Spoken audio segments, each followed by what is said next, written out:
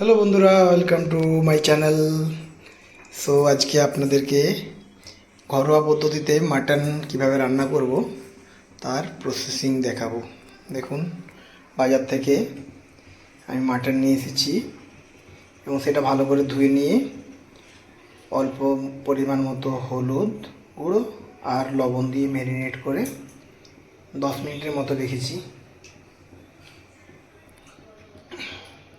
তার সঙ্গে আমি মাটন রান্নার জন্য 4খানার মতো পেঁয়াজ কুচি করে রেখেছি, টমেটো একটা কুচি করে রেখেছি। এরপর আমি আলুটা একটু প্রেফার করি, তাই মাটনের সাথে অল্প কুচি করে আলুও দিয়েছি।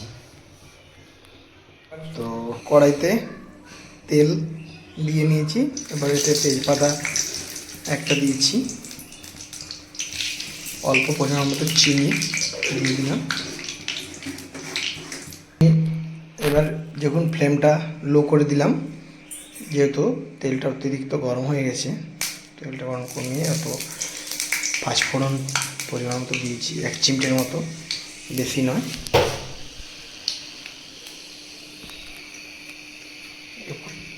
তাতে পেঁয়াজ কুচি ছেড়ে দিলাম।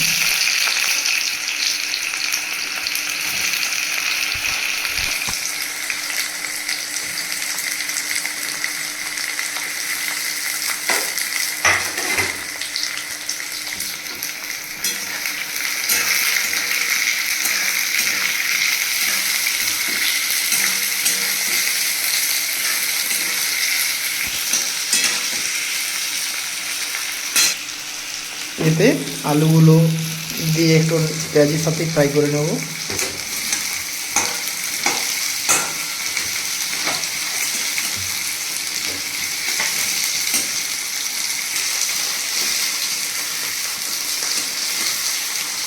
এক চিমটের মতো লবণ দিয়ে দিলাম, তাতে আলু তাড়াতাড়ি এটা ফ্রাই হয়ে যাবে।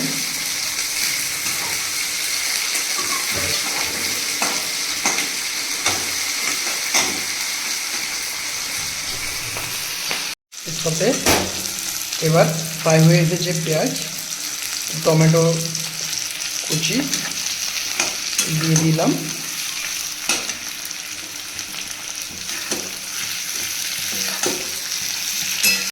এরপর পরিমাণ মতো আদা আর রসুনের পেস্ট একটু দিয়ে 5 মিনিটের মতো ফ্রাই করে নেব।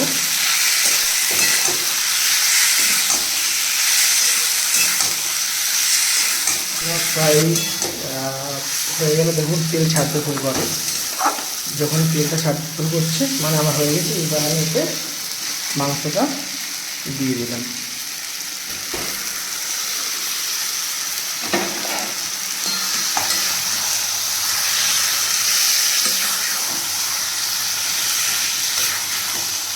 এবার এটা কিছুক্ষণ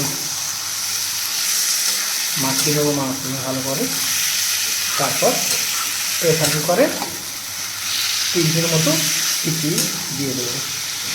আমার মাংস কষা হয়ে গেছে, এইবার আমি এটাকে প্রেসারে ধরে দেবো।